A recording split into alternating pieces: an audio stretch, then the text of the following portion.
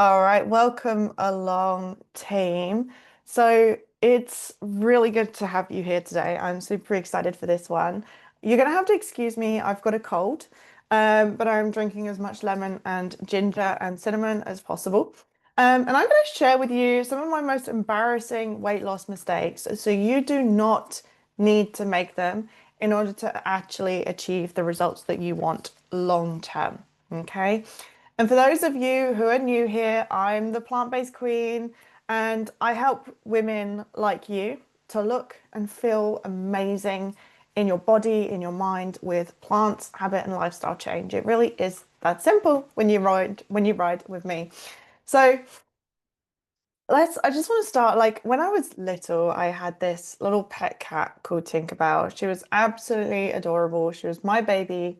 She never left my side. She was so loyal and loving and followed me everywhere. If you're a cat person, you can kind of share that love. If you're a dog person and don't like cats, you kind of know what that dog love is like, right?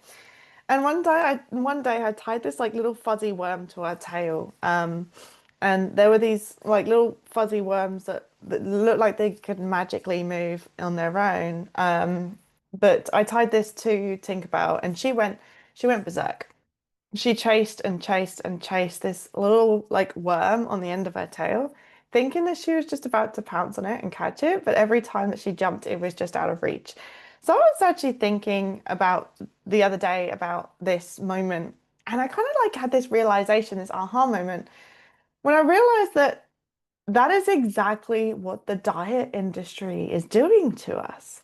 The industry has us chasing detox teas and skinny coffee and fat burning pills and juice cleanses.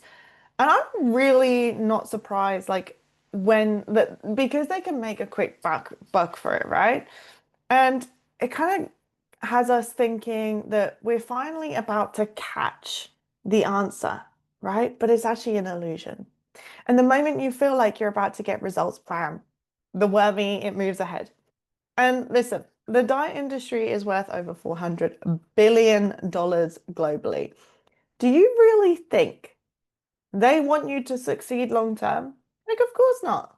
They want recurring revenues from suckers like us who are desperate for a solution because we haven't found it yet. And your repeat business, that is their business model. If you actually succeed, they'd lose their market. So the first weight loss mistake to make is to rely on self-discipline, and this is related. But back in 2015, not long after I had a snowboarding accident, I decided to cut out all sugar, meat, and dairy. I'd thrown everything out of the cupboards, the shelves, everything was empty. I was so determined to keep it that way. Now, while I don't eat these things right now, it's kind of not quite how the story went. Approximately 24 hours later, I was craving my daily chocolate bar. And within at least 48 hours, the cravings got so bad that I caved. And somehow, and don't ask me by what miracle it was, but I actually avoided meat, but dairy and sugar kind of clang on like a dirty booger. So if you've ever said that you were going to give up something only to go back on your words the following day or the next week, by God, you are not alone. Like even myself, as a coach in my earlier days, I wasn't overweight, but I was addicted. I'm sorry. I'm so sorry. Give me 1 second.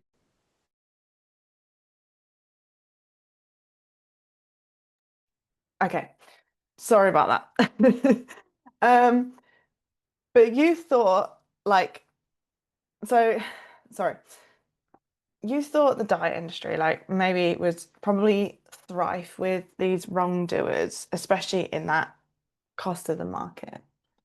The processed food industry, let me tell you, the processed food industry, and this is all related, I promise, is worth a disgusting $2.3 trillion worldwide, right?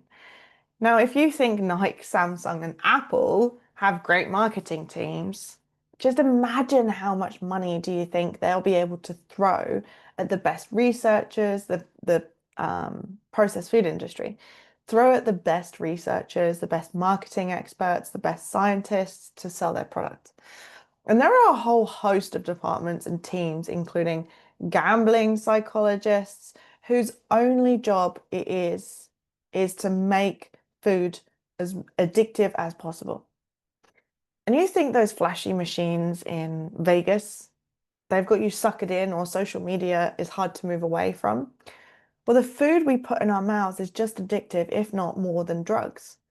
According to researchers, a study in 2007 actually discovered that sugar has a bigger impact than hard drugs in the brain, and was shown that refined sugar is 4 times more addictive than cocaine, and created the same drug-like effects, including binging, craving, tolerance, withdrawal, dependence, and rewards. That's crazy. That's scary. So these researchers and manufacturers that create these drug-like foods, combining salt, sugar, fat, they create what they make what they create, the bliss point. And that's what keeps you hooked. Imagine eating a block of sugar, now eating icing sugar, right? Just a cube of sugar versus icing sugar. Icing sugar is butter and sugar, basically. And not icing sugar. Icing, like the icing cream on a cake, right? It's just ice, it's just butter and sugar. You see how the combination of the two, though little else is added, it can intensify the joy and the pleasure that you actually get from the food. That's that in play, essentially. Now, it's important to add that there are three main drivers of human behavior, and that's to seek pleasure, avoid pain, and conserve the most amount of energy. This means, as humans, we are designed to cut corners. We are designed to take convenience. We are designed to be lazy, to stay alive, and to reproduce. This mechanism kept us alive in primal days. However, cave women and cave men, they didn't have Uber Eats, they didn't have cards, they didn't have Amazon, they didn't have Twinkies, and they didn't have ice cream. So our old hard wiring plus today's technology equals a very big difficulty in staying healthy. Not impossible, but a difficulty, right? So no little old you is not weak because you couldn't resist a packet of crisps or chips at 9 p.m. when you were tired and the salty, fatty texture was calling your name, right? You were just basically like this pawn in the processed foods game, like the movie Saw, right? So the second, one of the biggest reasons women struggle with long-term weight loss isn't necessarily knowledge. It's emotional and behavioral problems.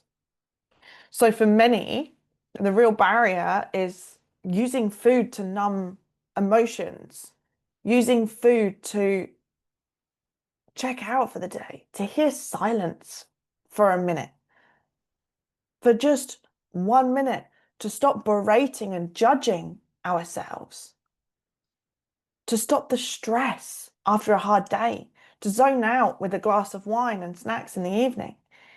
Eating because we're bored or we're tired or overwhelmed, not because we're hungry. 38% of adults report overeating due to stress at least once a month, and nearly half of those say that it leads to weight gain. So if you've ever beaten yourself up for stress eating, girl, you are not alone, okay? And it's not about just discipline and being better. Because the truth is, until you rewire your brain to not default to food when emotions hit, every diet you try will feel like you're running uphill with weights strapped to your ankles.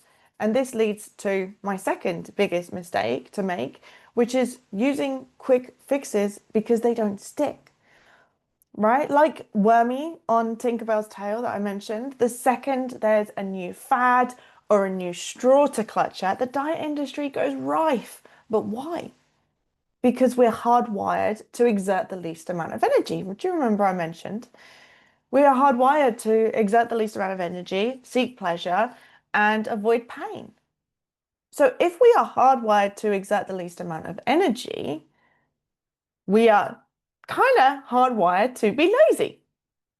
It's a nice way to look at it, right? So may I remind you, this hardwiring is like opening up your very first typewriter and trying to use the same principles on your MacBook 8000 or whatever we're up to now. Like, imagine like smashing the keyboard to the side, imagining that the same things worked nowadays, right? Imagine smashing a keyboard across the room. That's going to get you to where you need to go. And neither is seeking a quick solution, okay? They don't address the real cause of weight gain because the way that we are wired is now outdated with it's still dated, like we are wired the same way, but it just doesn't work with today's technology. Okay. And we see this with a study where 65% of people who used weight loss medications, they regained the weight within 1 year, just 1 year of stopping. The number typically rises up to about 94, 95% within 5 to 7 years. And that is regaining their weight and more. And this phenomenon is simply because nothing about their habits, their mindset, their environment changed. And this goes for crash diets as well. If you consistently restrict too much, like regularly dieting throughout your life, your body fights back with adaptive thermogenesis, where your metabolism, it slows down to protect you from dying. This does not mean your metabolism is broken. It just means that your metabolism is protecting you, meaning that you just require fewer calories to maintain weight. It's not broken, it's doing what it needs to do. And of course, if we're overfeeding, hunger hormones like ghrelin shoot up, fullness hormones, or signal, should I say, like leptin drop, and suddenly you're in this constant battle against your body, always feeling hungry, never feeling full. So that's why every new diet feels harder and harder than the last. Okay, you're not struggling because the diet that you're choosing, well, you probably are because the diets are shit, right? The diet is failing you. You're not failing, the diet is failing you. It was designed to make you fail. Big mistake number 3 is not changing your people or environment. Look, I'm literally the poster child for this one. I was your typical people pleaser, the chameleon. I labeled myself as the chameleon. I would adapt to become the same as the people around me. In school, I struggled to fit in personally one-to-one, but I also didn't because I just blended in. Nobody fit my vibe, so I fit theirs. I did struggle finding like decent people, and I was bullied by some so-called friends, but I kind of chameleoned my way into the next friendship group. And as I grew up, I moved away. Through adulthood, this story kind of kept repeating myself, or ability, should I say, kept repeating myself, lending a hand to being able to fit in or with many social groups. So when I was in London, I lived and worked with heavy drinkers. So guess what? I used to get blooded every weekend. I'd finish work, we'd go to the cafe down the road. I think it was like Q2 or something. Go to the cafe down the road, continue drinking into the wee hours of the day. This was so not me at heart, but I was just doing that to blend in.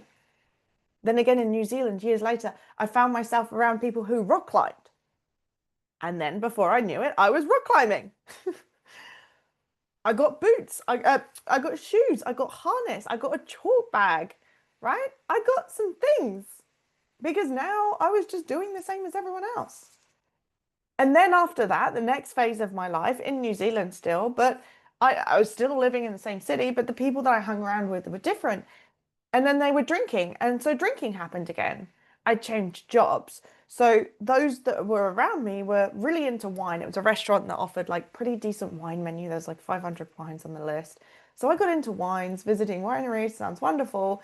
But again, I was hanging around people who drank a lot. This was not me. This was not my typical interest. The drinking then got out of hand. But these people around me, they were drinking. So this is just what I did. We would get so hungover, we'd wake up the next day, eat absolute garbage, go to the pub, get pissed, and then go to work again, right? This was not me. I had a very low tolerance to alcohol, but I did it. Then I had a snowboarding accident, and the people around me then shifted again and changed, and I was now around fit people. thank God I was around fit people. And their inspiration actually guided me to taking up a health and wellness as an interest, as a hobby, then the coaching certificate, and then I started a gym. That ultimately led me down to pursuing fitness, thankfully. So the biggest mistake was for me not changing the people I surround myself with or choosing those that I surround myself with wisely and sooner. Right? Now, of course, you can be thankful to those who are around you. You don't have to be an asshole. You don't have to tell everyone to go and shove it because you're a better person. You don't have to ghost everyone and or tell them that they're useless, but you can simply tell them with love why they won't be hearing from you as often, that you won't be spending as much time with them because you're going to be putting more time into pursuing your own health, right? John C. John C. John Maxwell, he says that the most significant factor in any person's environment are the people. And if you change nothing else in your life for the better than that, you will have increased your chances of success tenfold. So think long and hard about who you're spending the most time with. For whatever, wherever they are headed, so are you. So with that, now you can decide, like, are you going to continue making these mistakes? Are you going to continue going to the same pub, eating the same lunches, going to the same breakfast with your mum and your nan or your sister or your brother every Saturday or Sunday? Are you going to continue eating the food at church on Sunday? Are you going to continue to drink with your friends on a Friday night? Are you going to continue to drink wine with your husband every single night? Are you going to continue doing the things that are actually hindering you? Are you going to continue surrounding yourself or staying in the same environment and expecting everyone else and everything else to change just so you can lose weight, right? Or are you going to change them? Are you going to make the change for yourself? I want you to change. If you want to change them, start with your environment, right? If you want to change nothing else, change the people you surround yourself with. Like me, I went from fitness to, or kind of somewhat healthy, exploration. I went to Thailand at one point. You got exploration, then you got drunk, then I got fitness, and then I got drunk hard again, and then I got into fitness again. It's all about the people you surround yourself with. So get the accountability, get the motivation, get the support. I don't care if that's with me or with someone else. Just make the move. You're here in this group, but that's not enough. You need to change that one-to-one constant environment, be it on Zoom calls, in person, at the end of the phone, because if you don't, you'll continue to be the same person. That's just human design. It's human design so you don't get kicked out of the herd. Well, come and choose a new herd, one that supports your goals, lifts you up, motivates you to be the very best version of you without judgment, without ridicule, without question. If you want a taste of that, drop the word friend in the comments box below and I'll get in touch with you and we'll discuss how I can help you to find your tribe based on what you're looking for, right? But if you know what you want and you're ready for change and you're fed up of making mistake after mistake, then drop the word challenge instead.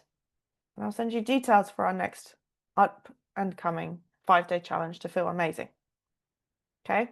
Come on, ladies. I want to see you start kicking some goals. I hope that's helped. There are my 3 big mistakes that I don't want you to make because I made them for you. And if this has helped, just give me a thumbs up, give me a like, drop your name in the comments, say hello. It'll be nice to see people are there.